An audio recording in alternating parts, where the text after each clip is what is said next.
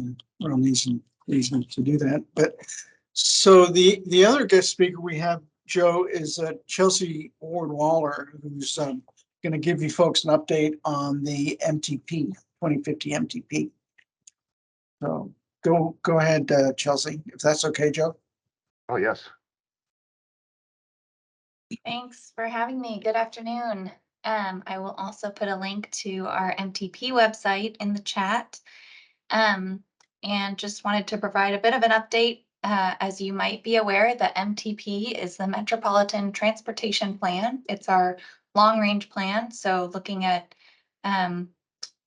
projecting out to 2050 and the projects we anticipate seeing happen between now and then based on a financially constrained analysis. So, working with our technical advisory and policy committees to decide how much money we think we might have to spend, and therefore how many projects we might be able to accomplish.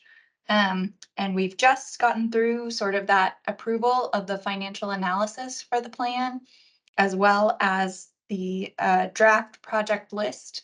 And that project list works along with our travel demand model to figure out what different transportation system alternatives would look like into 2050 or out to 2050. So that is the draft alternatives are a decent part of the plan, and our consultants that work with the model are crunching those numbers and figuring that out given the project list that was approved by the technical advisory and policy committees.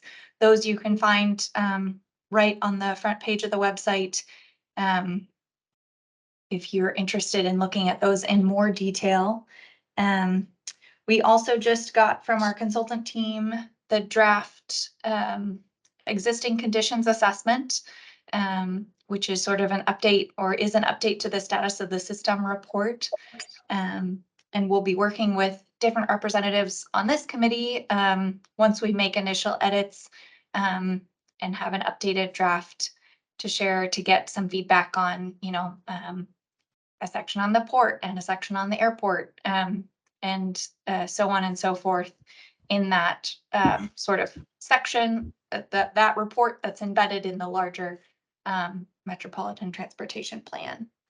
And finally, I just wanted to mention that we're starting to pull together the entire document now. So you've probably been aware over the last year, the goals and performance measures and objectives have come together. This project list went out last summer, was a call for nominations that came into the project list. And then in the fall, we did a very robust scoring process based on criteria that also went through a public involvement process. And now that we have all those elements, our contractors are working on, like I said, the modeling, and we're going to get started on pulling together the actual document itself. So we're looking at late summer to have that full draft together to go out to public comment with the entire document. And we'll be sure to keep you all in the loop as that comes together. So that's all I've got, and I'm happy to take questions, or feel free to check out the website and follow up if you have any. I don't have any questions at this time. Thanks. Thanks, Chelsea. So Joe, it looks like Richard Heath joined us, which makes 4. And then we have a guest, L. Smith. Yep, sorry I was a little late. Yeah, well, was that Richard? Yeah, that's me. Yes, so we're a little short on the members today, Richard. So we're just going, Joe was just having some of our presentations, going through those, and I guess the last one would be mine before we get to committee comments, and that would be the just a quick update on the UMED destination UMED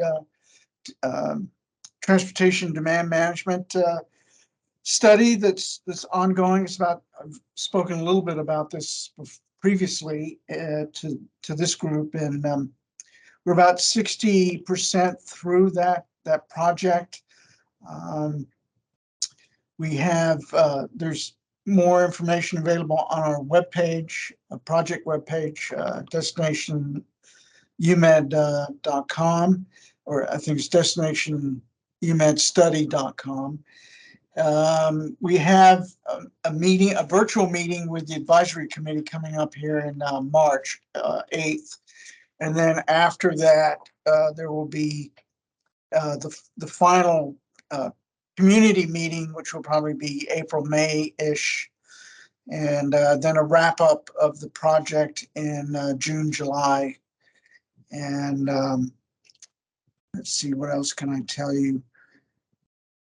So at this point, we're working on the strategy and goals and the implementation of, actually trying to do some projects in UMED to make this happen.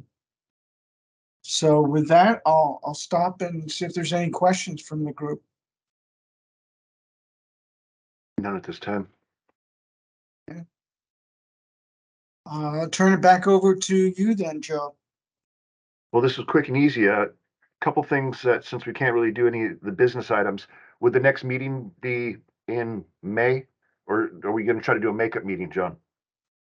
The next, let's see, the next scheduled meeting would be May 10th.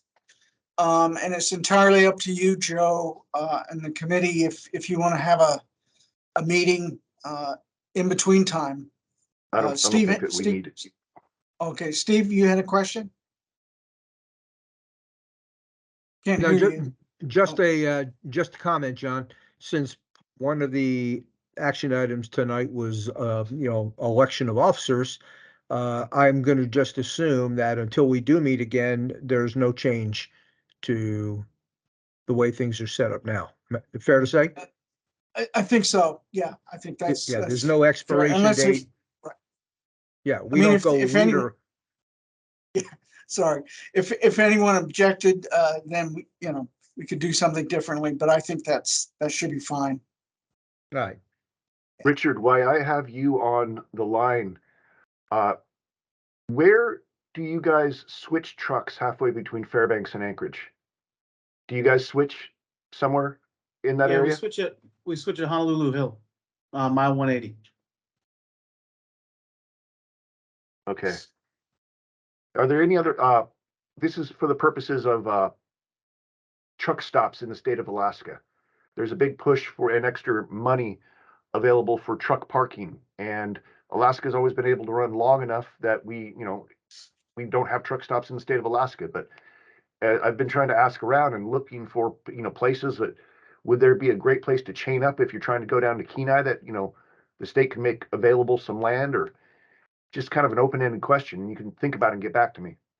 I can tell you right now, just from my experience this winter, that area that we meet at, that mile 180, that area is a constant problem for people getting stuck, having to chain up. They actually, our driver got stuck for like 20 hours right on around Honolulu Hill, about, I believe he was 9 miles north, and they went up shutting down traffic both ways because of semis that got stuck in the road and had to get pulled out, blocked off the entire highway.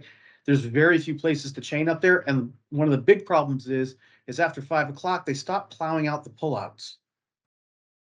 So if you're trying to chain up, finding a location to do it that's actually not with 3 feet of snow in it is a big difficulty. So usually my guys, before they get up onto that hill, if they can get a hold of somebody else on the radio and find out if they need to chain up, they will. But like once you get up there, there's almost nowhere to pull out. The location we use is only wide enough for 2 trailers. And there's just not a lot of locations that are maintained so that somebody can use them. And that's almost more of the issue. Okay, Our guys are plowing snow with their bumper. It's very difficult to try and get into a pullout and chain up. that's fair. All right, I'm further educated, and I know that I'll speak to all you guys at least once before May. So stay safe, have fun. See, Thank you. See y'all.